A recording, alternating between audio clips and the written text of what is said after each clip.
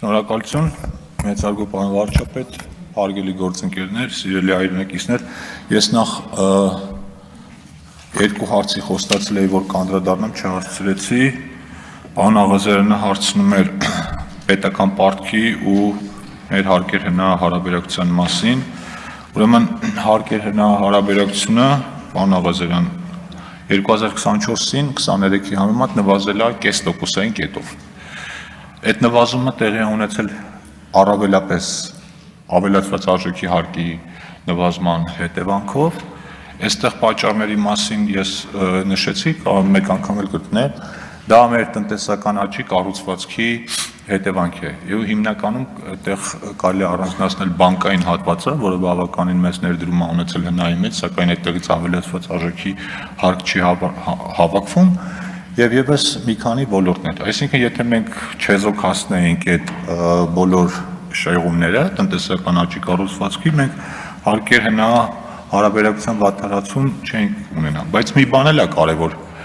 միգուցե մենք հարկեր հնա հարաբերակցության առումով աճ չունենանք, բայց դա չի նշանակում, որ տնտեսական աճը վատն է կամ դրանից պետք է դժգոհել, որովհետեւ շատ դեպքերում լինում է, երբ որ մենք առանձին ոլորտների հարկային արտոնություն ենք տալիս,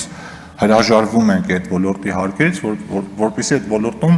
ակտիվություն լինի, ներդրումներ լինեն եւ աշխատատեղեր ստեղծվեն։ Պետական պարտք դրա մասին շատ է խոսվում ու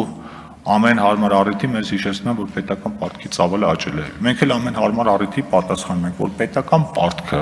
բացարձակ թվով աճում է բոլոր երկրներում, գրեթե բոլոր, որտեղ երկրները վարում են բյուջեի դեֆիցիտի քաղաքականություն, այսինքն ավելի շատ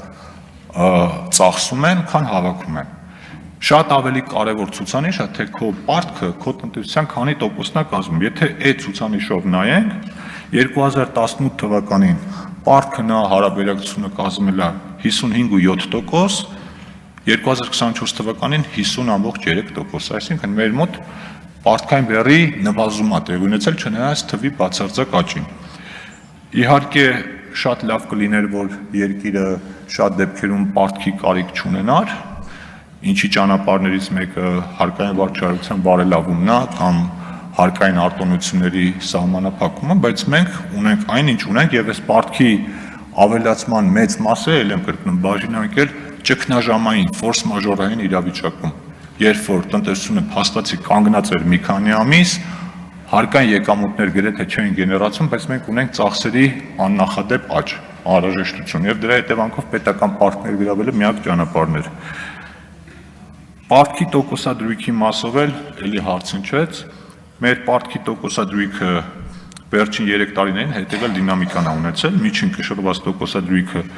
22 թվականին եղել է 6.3%, 23 թվականին 7%, 24 թվականին 7.2%։ Սա էլ հիմնականում երկու բանով է պայմանավորված։ Առաջին,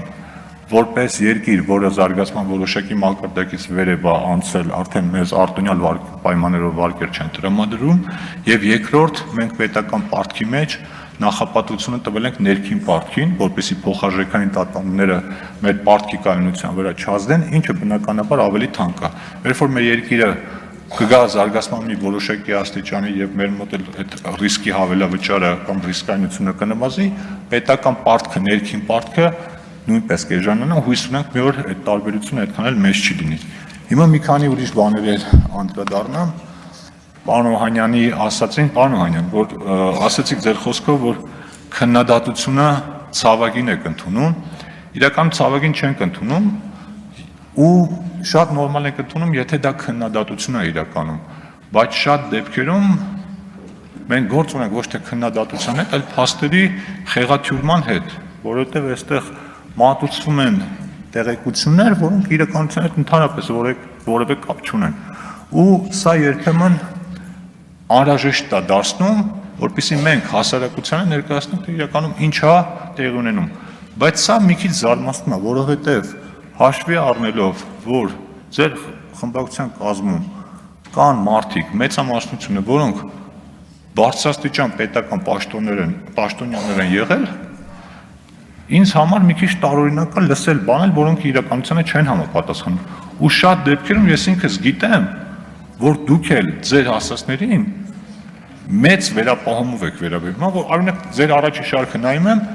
3 հոգի նստած եք, 3-ն էլ նախարար եք եղել, պաշտպանության նախարար, էկոնոմիկայի նախարար, շրջակա միջավայրի նախարար, գյուղատնտեսության նախարար, պարոն Գևորգյանն է որ լիներ, կունենայինք նաև տարածքային կառավարման նախարար, փոխվարչապետ Աղվան Վարդանն էլ վերևը սոցիալ մի հատ ամբողջ կառավարություն եմ նստած, բայց վեր եք ենում մեկ-մեկ նես բաներ եք մեզ ասում, նես բաների վրա եք շեշտադրումներ անում, որոնք դուք բառացի նույն բանը մեր փոխարեն կասեիք կամ կանեիք։ Եվ ինձ ամենաշատը նաև զարմացնում է այն, որ խոսում եք հարկատուներից, ժողովրդի վիճակից, բայց եթե նայում ենք դուք ինչով եք զբաղվում, դուք զբաղվում եք շատ հաճախ հարկատուների հաշվին աշխատավարձ ստանալով, այդ նույն հարկատուներին ապատեղեկատվություն մատուցելով եւ մոլորեցնելով։ Չեմ կարծում, որ դա ամենաճիշտ բանն է, որով կարելի է զբաղվել։ Ու դրա համար օգտագործում են բոլոր ռեսուրսները, այսինքն կապ չունի ճիշտ է, սխալ է, կարևորը որ կառավարության նկատմամբ դժգոհություն գեներացվի, ինչու նաև ոչ նաև ատելություն գեներացվի, ու մարդիկ 10-ից մեկն էլ հավատա էլի լավ է։ Այս տրամաբանությունն է աշխատում, դրա համար ես շատ կարևորում եմ կրթության վրա մեծ ուշադրություն դարձնելը, որտեղ այդ առումով այդ հարցի լուծումը այն է, որ մարդիկ մեր մոտ լինեն տեղեկացված, կրթված, որտեղ կրթված մարդկանց մանիպուլացնելը շատ ավելի դժվար է, եթե ոչ անհնարին։ Եվ նաև Տիկին Գրիգորյան Աննային եմ ուզում անդրադառնալ, ցավոք այստեղ չի, Ամուլսարի մասին էր խոսում, եթե Ամուլսարի մասին չխոսեր չէի անդրադառնա, բայց քանի որ խոսեց, պիտի անդրադառնամ էլի։ Ամուլսարի պատմությունը բոլորս գիտենք, դուք էլ գիտեք, ու Ամուլսարի դեմ սաբոտաժը ով էր կազմակերպում, դա էլ գիտենք։ Ամուլսարի դեմ սաբոտաժի գլխավոր կազմակերպիչներից մեկը Տիկին Գրիգորյանի կուսակցության ղեկավարն էր։ Այսինքն այդ պատմությունը գնացեք Սյունիքի մարզում հարցը կամ ամբողջ Հայաստանի Հանրապետությունում ով չգիտի, թե ովքեր էին Ամուլսարի դեմ ծրագրված արշավ կատարում։ Այսինքն այս պարագայում մի բանը ամեն գնով փորձել վիժեցնել, հետո գալ այդ բանի մասին խոսալ, ես չգիտեմ դրան ինչ անուն կարելի է տալ։ Եվ մեկ էլ որ ասում եք իմ հարևան Պողոսը ինչպես է վերաբերվում, ես չգիտեմ գույքահարկին եւ այլն, դա էլ հիշեցնեմ, այդ իմ հարևան Պողոսի պատմությունը ծնվել է Ամուլսարի ժամանակ, երբ որ դուք ակտիվ պայքարում եք ու անգամ կոչ էիք անում հանրաքվեի դնել այդ հարցը, եւ ես գրառում արեցի այն ժամանակ, որ մասնագիտական հարցերը սխալ է հանրաքվեով լուծել, որովհետեւ դրանք գիտելիքներ են պահանջում ու սխալ կլինի, եթե օրինակ իմ հարևանը Պողոսը պայմանական ասած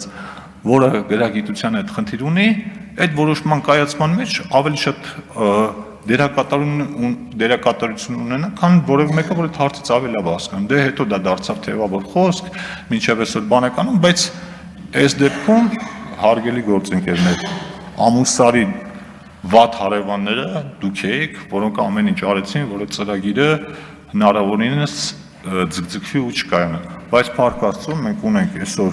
մի իրավիճակ, երբ որ հարցը արդեն գտնվում է հանգուցալուծման փուլում եւ Ամուլսարի հանքավայրը մինչեւ այս տարվա վերջ արդեն կսկսի աշխատել եւ Հայաստանի Հանրապետության համար կապահովի թե լրացուցիչ աշխատատեղեր, թե հարկեր, թե արտարժութային մուտքեր։ Թերևս այսքանը կառավարության գործընկերներին շնորհակալություն եմ հայտնում իրենց կատարած աշխատանքի համար եւ կոչ եմ անում, եթե քվեարկելու ենք, չենք քվեարկելու, չէ՞։ Ամեն դեպքում